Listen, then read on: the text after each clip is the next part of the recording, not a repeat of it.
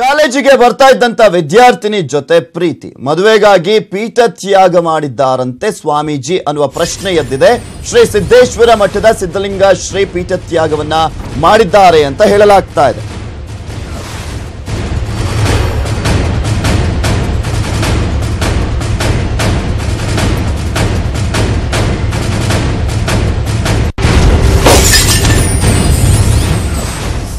ಕಾಲೇಜಿಗೆ ಬರ್ತಾ ಇದ್ದಂತಹ ವಿದ್ಯಾರ್ಥಿನಿ ಜೊತೆ ಪ್ರೀತಿ ಉಂಟಾಗಿದೆ. ಸೊ ಹೀಗಾಗಿ ಮದುವೆಗಾಗಿ ಪೀಠ ತ್ಯಾಗವನ್ನ ಮಾಡಿದ್ದಾರೆ ಸ್ವಾಮೀಜಿ ಅಂತ ಹೇಳಲಾಗ್ತಾ ಇದೆ. ಶ್ರೀ ಸಿದ್ದೇಶ್ವರ ಮಠದ ಸಿದ್ಧಲಿಂಗ ಶ್ರೀ ಪೀಠ ತ್ಯಾಗವನ್ನ ಮಾಡಿರುವ ವಿಚಾರಕ್ಕೆ ಸಂಬಂಧಪಟ್ಟಂತೆ ನೋಡ್ತಾ ಇದ್ದೀರಾ ನೀವು ಕೂಡ ಬ್ರೇಕಿಂಗ್ ನ್ಯೂಸ್ ಅನ್ನ. ವಿದ್ಯಾರ್ಥಿನಿ ಜೊತೆಗೆ ಮದುವೆಯಾಗಿರುವಂತಹ ಶಂಕೆ ಕೂಡ ವ್ಯಕ್ತವಾಗ್ತಾ ಇದೆ. ಉಜ್ಜಯಿನಿಯ ಶಾಖಾ ಪೀಠವಾಗಿರುವಂತಹ ಸಿದ್ದೇಶ್ವರ ಮಠದ ಅಭಿವೃದ್ಧಿ ಮಾಡಲಾಗದೆ ಪೀಠ ತ್ಯಾಗವನ್ನ ಮಾಡಿದ್ದಾರೆ ಅನ್ನುವ ವಾದ ಕೂಡ ಕೇಳಿ ಬರ್ತಾ ಇದೆ. ಕೊಪ್ಪಳ ಜಿಲ್ಲೆಯ ಅಳವಂಡಿ ಗ್ರಾಮದ ಮಠ ಇದು. ಕೊಪ್ಪಳ ಜಿಲ್ಲೆಯ ಅಳವಂಡಿ ಗ್ರಾಮದಲ್ಲಿರುವಂತಹ ಮಠ 13ನೇ ವಯಸ್ಸಿನಲ್ಲಿಯೇ ಪೀಠಾಧಿಪತಿಯಾಗಿದ್ರು.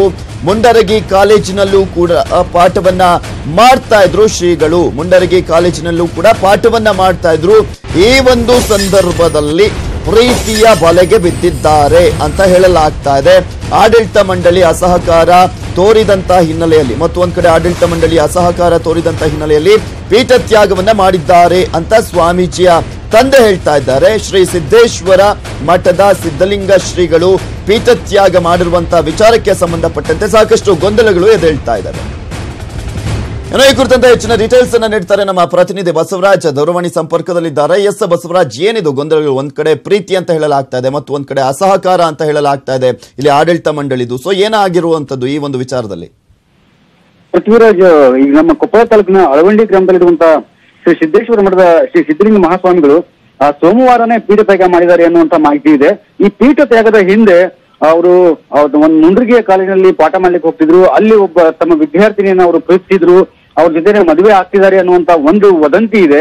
ಹಾಗೇನೆ ಆ ಸ್ವಾಮೀಜಿಯ ತಂದೆಯವರು ಏನ್ ಹೇಳ್ತಿದ್ದಾರೆ ಅಂತ ಹೇಳಿದ್ರೆ, ಅವರು ಮೊನ್ನೆ ದಿನ ನನ್ಗೆ ತುಂಬಾ ಬೇಸರ ಆಗಿದೆ, ಸಾಕಷ್ಟು ಮನಸ್ಸಿಗೆ ನೋವಾಗಿದೆ, ಆ ಕಾರಣಕ್ಕಾಗಿ ನಾನು ಪೀಠ ತ್ಯಾಗ ಮಾಡ್ತಾ ಇದ್ದೀನಿ ಅಂತ ಹೇಳಿ ತಲೆ ಮೇಲಿದ್ದಂತ ಪೀಠವನ್ನ ಮತ್ತು ಮಠದ ವಸ್ತ್ರಾಭರಣಗಳನ್ನ ಮನೆಯಲ್ಲಿ ಕಲಿಸ್ಬಿಟ್ಟು ಹೋಗಿದ್ದಾರೆ ಅಂತ ಮಾಹಿತಿ ಕೊಟ್ಟಿದ್ದಾರೆ. ಇಲ್ಲ ಮೊನ್ನೆ ಸೋಮವಾರ ದಿನಾನೇ ಅವರು ಏನು ಗ್ರಾಮವನ್ನ ತೊರೆದಿದ್ದಾರೆ. ಎಲ್ಲಿದ್ದಾರೆ ಏನು ಎತ್ತ ಅನ್ನೋದು ಇನ್ನೂ ಕೂಡ ಪತ್ತೆ ಆಗಿಲ್ಲ.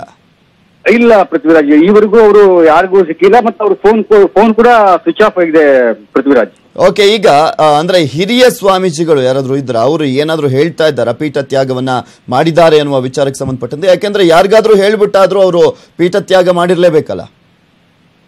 ಪೃಥ್ವಿರಾಜ್, ಇದು ಉಜ್ಜಯಿನಿ ಪೀಠಕ್ಕೆ ಸಂಬಂಧಪಟ್ಟಂತ ಒಂದು ಮಠ. ಉಜ್ಜಯಿನಿ ಪೀಠಕ್ಕೆ ಸಂಬಂಧಪಟ್ಟಂತ ಯಾವುದೇ ಹಿರಿಯ ಶ್ರೀಗಳು ಸಂಪರ್ಕಕ್ಕೆ ಸಿಗ್ತಾ ಇಲ್ಲ.